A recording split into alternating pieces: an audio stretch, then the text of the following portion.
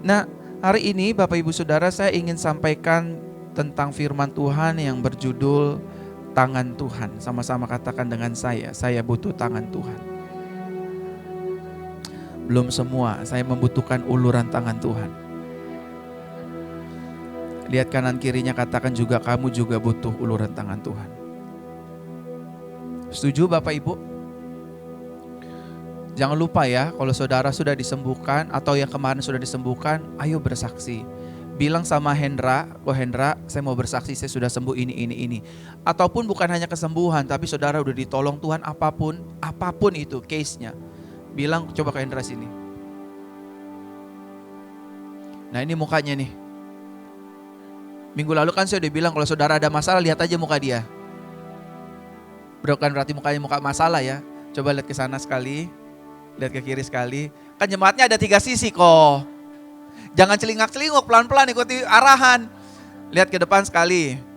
Dia celingak-celinguk kayak hewan gurun Bapak Ibu. Lihat sana sekali. Lihat Elta. Oke, lihat ke sana. Itu kan ada suaminya Kalea, belum tentu dia hafal mukanya. Udah. Tenang aja, enggak diapa-apain, enggak dibunuh, tenang, ke sana sekali. Ke sana sekali. Kalau saudara terima mujizat, saudara ditolong Tuhan dalam segala aspek, hubungi dia, bersaksi di mimbar ini. Sepakat gak Bapak Ibu? Ya? Pokoknya inget dia aja nih. Ini tukang masalah gitu. Oh enggak. Saudara harus bersaksi ya. Nah Bapak Ibu, kemarin saya baca di salah satu sosial media, ada seorang selebriti ternama, penyanyi terkenal dunia Bapak Ibu. Dia sedang mengalami sakit breast cancer. Penyanyi ini terkenal sekali Bapak Ibu. Bapak Ibu saudara boleh cari searching penyanyi wanita, female artist, female singer. Dia mengalami breast cancer sampai kondisinya memprihatinkan. Itu artinya Bapak Ibu saudara, pada akhirnya popularitas, uang, nama baik gak bisa selamatkan kita. Orang yang kaya raya butuh tangan Tuhan. Meskipun dia ngerasa I don't need him. Ngerti Bapak Ibu? Kan ada orang kaya merasa dia gak butuh Tuhan karena merasa sudah kah? Ada orang hebat merasa gak butuh Tuhan karena dia merasa sudah Betul gak saya ngomong gini Bapak Ibu? Tapi sesungguhnya dia butuh belas kasih tangan Tuhan. Amin Bapak Ibu Saudara. Nah saya baca female singer ini, saya bilang sama istri saya, kasihan juga ya. Dia punya popularitas keren, dia punya nama keren. Kalau nyanyi oktavnya sampai 7 oktav Bapak Ibu Saudara. Dia kena breast cancer. Dan di fotonya, di medisnya, di rumah sakitnya, dari badannya, siapa di sini yang badannya, Bu Yayu. Dari badannya seger kayak Bu Yayu gitu, sampai tipis kayak cengcorang. Bu Yayu badannya kan agak isi ya, padat ya. Di situ, waktu saya lihat disitulah di hati saya Tuhan bergumam. Berarti manusia butuh tangan Tuhan. Loh iya dong Bapak Ibu, ternyata ketenaran dia. Saya mau tanya sama Bapak Ibu Saudara, orang terkenal, orang famous, orang tenar, itu kira-kira ada gak temennya, dia punya teman dokter atau profesor? Ada gak? Pastilah, namanya juga orang terkenal, namanya orang famous, rumahnya aja gila-gilaan Bapak Ibu Saudara. Nah kalau dia terkenal, pasti mengikuti apa? Keuangannya pasti mengikuti kan? Nah kalau orang banyak uang, kira-kira dia punya teman dokter canggih gak? Tapi kan finally-nya breast cancer-nya gak bisa ditolong. Sampai hari ini kondisi menurut hari ini yang Google saya baca ya, posisinya masih dalam breast cancer. Nah kemarin juga saya share di tim pendeta.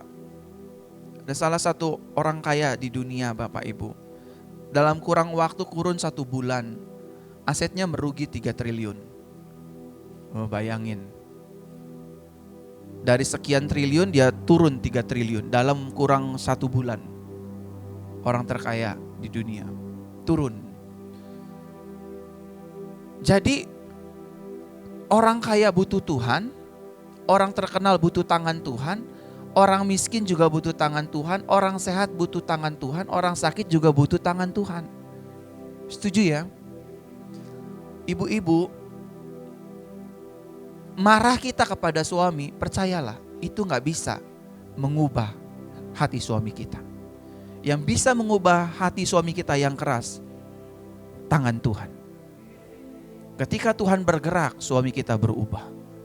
Begitupun juga sebaliknya bapak-bapak. Untuk mengubah tabiat istri kita yang keras, kita percaya kuasa doa. Tetapi hasil dari kuasa doa, tangan Tuhan turun menjamah baik suami ataupun istri kita. Para orang tua dengar baik. Saya mau tanya sama Bapak Ibu. Setiap hari kita bekerja untuk anak kan? Tanpa tangan Tuhan, anak kita bisa jatuh dalam perzinahan dari usia dini. Anak kita bisa jadi lesbian, anak kita bisa jadi homo. Apalagi zaman sekarang Bapak Ibu Saudara. Orang tua gak bisa larang, dedek atau kakak, jangan deket-deket cowok ya. Mama gak suka kalau kamu deket-deket cowok. Bener sih, tapi ini zamannya udah beda. Dia main sama cewek, kita merasa aman. Padahal cewek yang lagi main sama anak kita adalah seorang lesbian. Seorang lines. Kita gak bisa verified, yang bisa verified hanya tangan Tuhan. Sebaliknya juga gitu, kita sebagai orang tua jangan kebanyakan main sama perempuan ya. Mami gak suka kamu pacaran sebelum waktunya. Sebagai orang tua baik dong. Tapi kebaikan kita pun gak bisa menjaga anak kita dari yang namanya pergaulan bebas. Kita lihat satu kali, oh dia jalan sama si Anton, dia jalan sama si Michael, amanlah saya. Nggak taunya Anton dan Michael itu dua-duanya gay. Saya ngomong kayak begini, ini fakta Bapak Ibu. Di mana orang tua cerita sama saya nggak habis pikir, Pastor. Saya larang anak saya untuk main sama perempuan, malah dia ketularan gay. Saya larang dia main sama laki-laki, malah teman perempuannya adalah bucinya.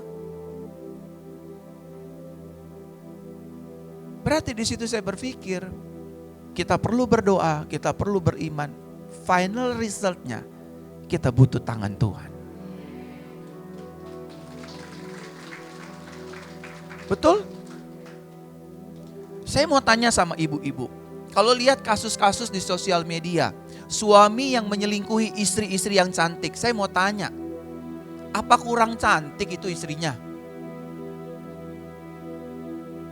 Nih saudara-saudara yang suka di sosialita nih, pasti kalau dari muka-mukanya kan pasti punya kumpulan. Elta punya kumpulan wanita-wanita, Bu Juli pasti punya, Bu Yayu pasti punya, siapa pasti punya, Bu Nuning juga pasti punya. Jeng udah tahu belum Jeng?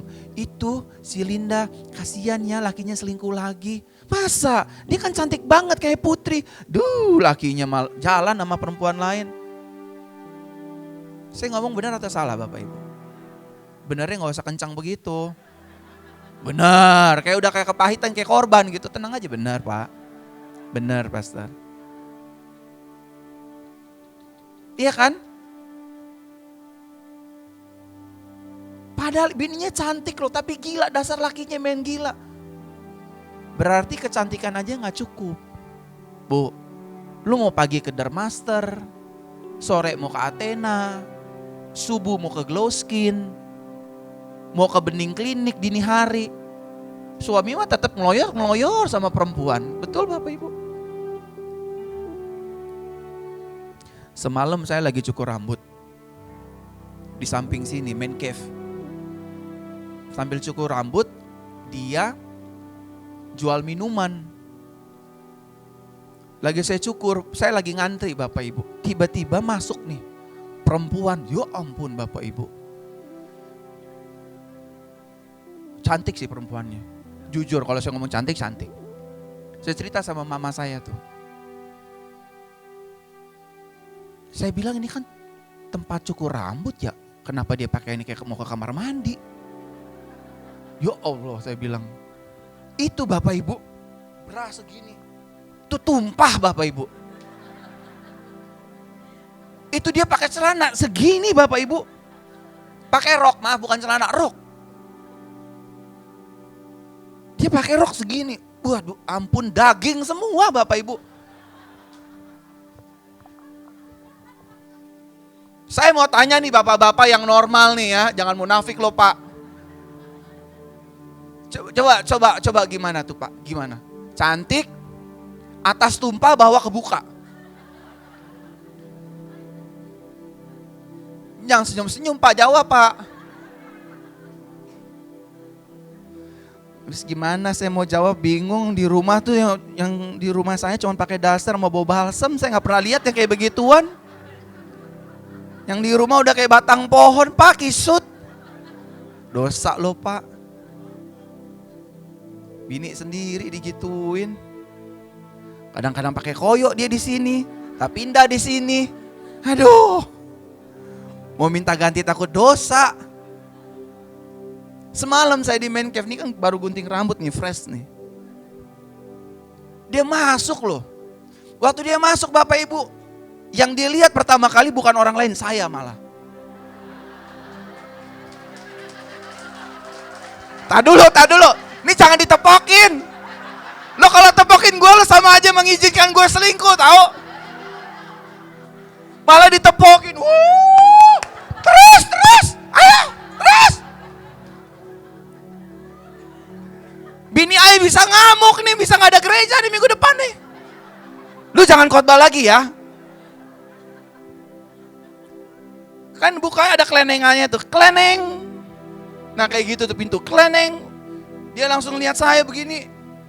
Untung gak ada lagu Ada Cinta. Ampun deh Yesus. Gegetar saya, jujur saya bilang, gila. Saya ngomong sama istri saya, deg-degan saya ngeliat dia. Kayak ada roh yang beda gitu antara saya dan dia. Yesus, saya bilang. Bener Bapak Ibu. Kok saudara seperti ketawanya semangat sih ngetawain gembala saudara sendiri. Lihat mata sama mata ketemu Bapak Ibu. Dia yang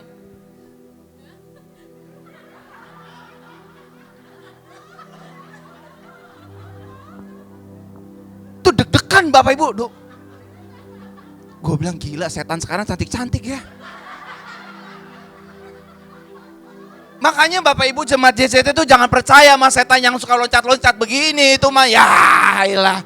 Bu, Pak di kamar saya ada kuntilanak, itu udah setan tahun 72.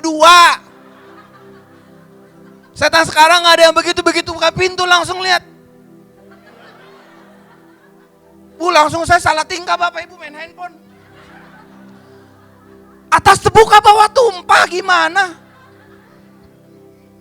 Saya bilang, Yesus. Tuh Bapak aja pakai ketawa tuh. Hehehe. Ini saya belum masuk firman loh, belum khotbah loh. Bagaimana ini? Rusak nih gereja nih kayak gini nih. Gembala cerita malah. Hehehe. Kalau gitu besok malam aku juga ikut potong Pak Gembala. Cukur rambut, cukur. Nanti saya jadwal, hari apa tuh malam minggu. Saya bilang sama istri saya, Ma, mau kemana? Minta didoain Pak Gembala, padahal sih mau cukur Pak. Itu gila, saya bilang, Yesus. Aduh Bapak Ibu, gede banget.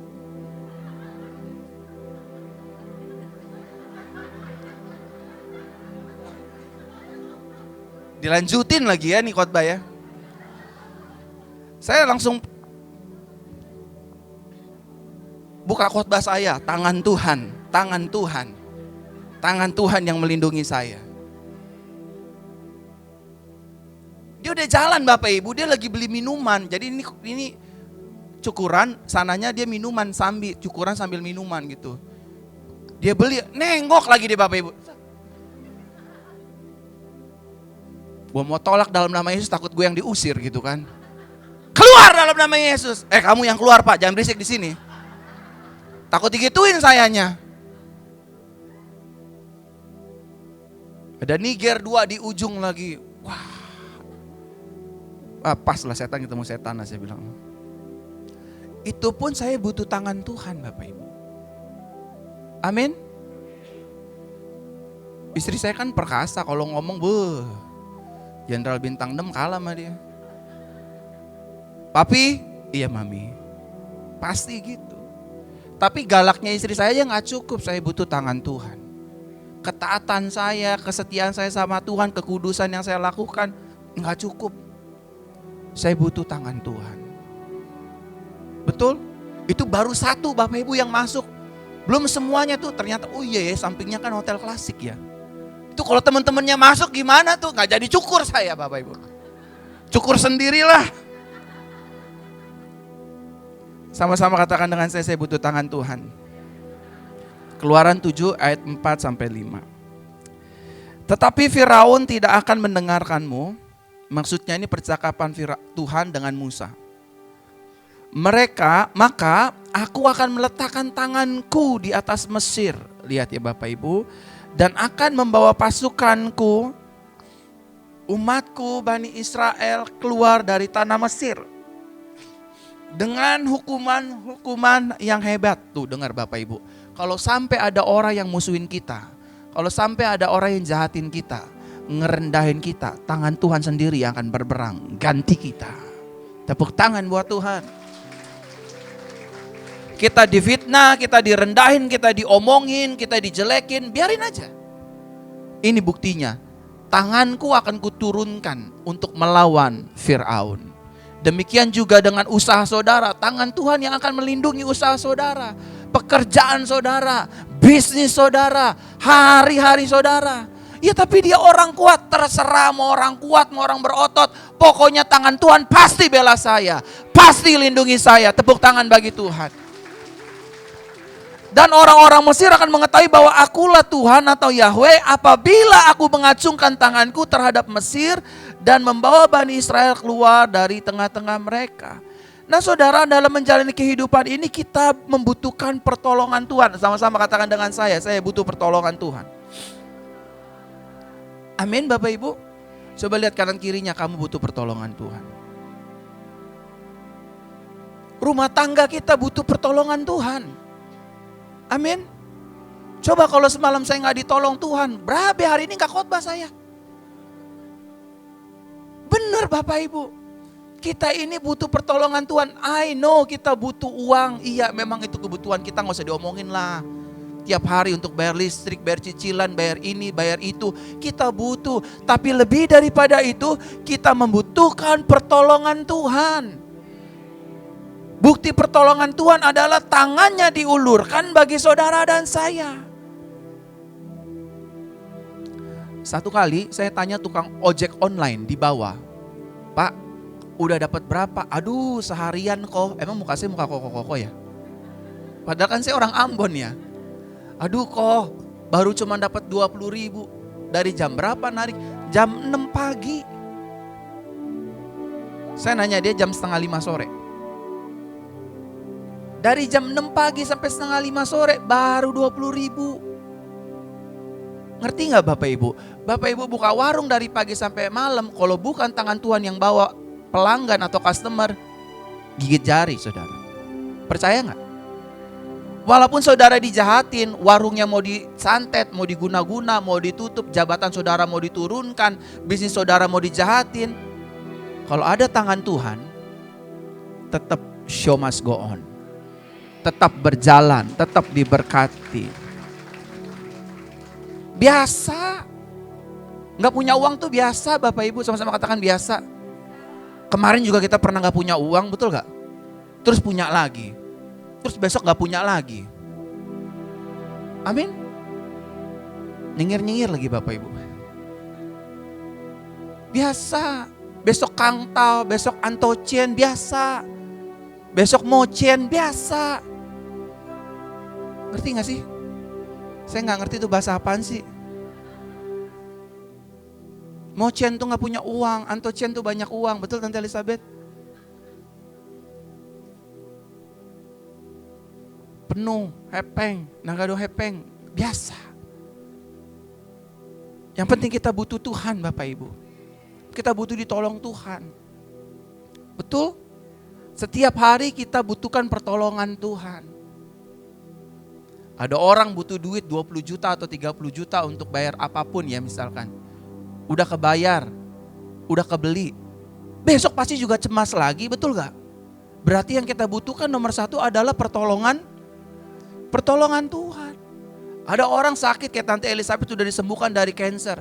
Tapi masih kadang-kadang menjalani hidup ini, kadang masih takut, kadang masih khawatir. Berarti kita membutuhkan pertolongan.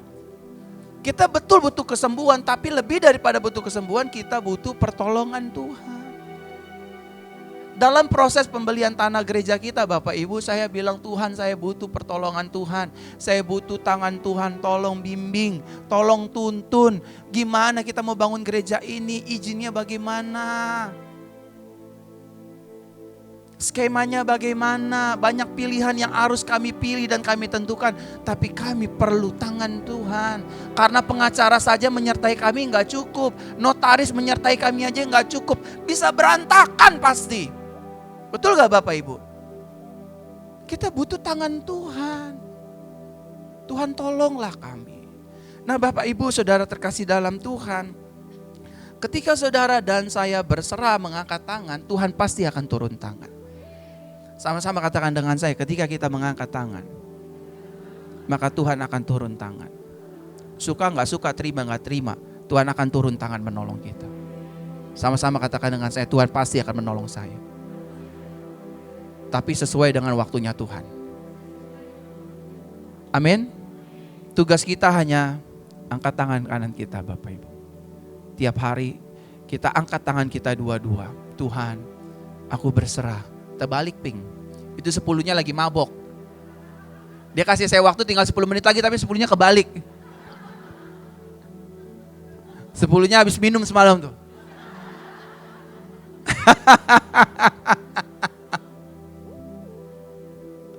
Udah gitu cuma satu tangan doang lagi begini kebalik. Yang seksi dong kayak ini tinju. Yang semalam Om ketemu tuh. Bener loh, saya takut tuh kalau ngomong semalam. Buka pintu dia takutnya, Koko. Yesus, aku butuh tangan. Ketika kita angkat tangan, Tuhan turun tangan. Penghiburan kita cuma satu Bapak Ibu. Masih ada tangan Tuhan yang akan tolong kita. Saudara kalau yang ketergantungan obat nih, pegang obatnya lihat gini. Masih ada tangan Tuhan. Saya pasti gak ketergantungan ini. Saya juga sering minum obat Bapak Ibu. Dari Agustus kemarin saya stop. Sampai hari ini. Baru minum 3 kali. Waktu kayak mungkin saya kena COVID kali kemarin. Varian baru. Kemarin istri saya suruh saya minum. Ingat kayak yang suara saya hilang. Kayaknya itu tuh. Tapi ya biasa aja ya, begitu-begitu aja penyakit ini. Setelah sekian lama saya baru minum 3. Saya bilang, Tuhan saya gak mau minum obat. Ya udahlah, minumlah Cenglila. Udah saya minum 3 kali, sampai hari ini saya gak minum lagi. Karena saya percaya, saya imani masih ada tangan Tuhan. Amin Bapak Ibu. Ketika saya berserah, Tuhan akan turun tangan. Nah saudara, sesuatu yang belum kita lihat bukan berarti itu tidak ada. Sama-sama katakan dengan saya. Sesuatu yang belum saya lihat bukan berarti tidak ada. Betul Bapak Ibu? Contoh, Ibu Veronica di dalam tasnya ada handphone. Saya kan tidak bisa lihat. Bukan berarti di dalam tasnya tidak ada handphone kan? Betul gak Bapak Ibu? Begitupun juga dengan tangan Tuhan. Tangan Tuhan itu tidak bisa kita lihat dengan mata jasmani kita, tetapi bisa kita rasakan penyertaan, pertolongannya dan bukti nyatanya atas hidup orang percaya. Amin. Siapa yang bisa lihat tangan Tuhan? Saya aja seumur-umur jadi pendeta belum pernah lihat tangannya Tuhan Yesus. Gak pernah. Mukanya pernah, tangannya gak pernah. Tangannya begini. Tiba-tiba lagi 2 tangan begini. Wah, tangan mertua saya itu mah. Papa saya tangannya masuk gini. Ngasih tisu. Belum pernah. Tapi kita sering merasakan. Amin Bapak Ibu. Bapak Ibu, ingat ya, kita masih ada tangan Tuhan ya.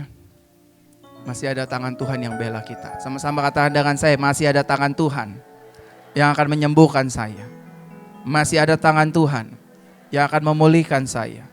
Masih ada tangan Tuhan yang akan menolong pergumulan saya. Amin. Jangan menyerah, masih ada tangan Tuhan.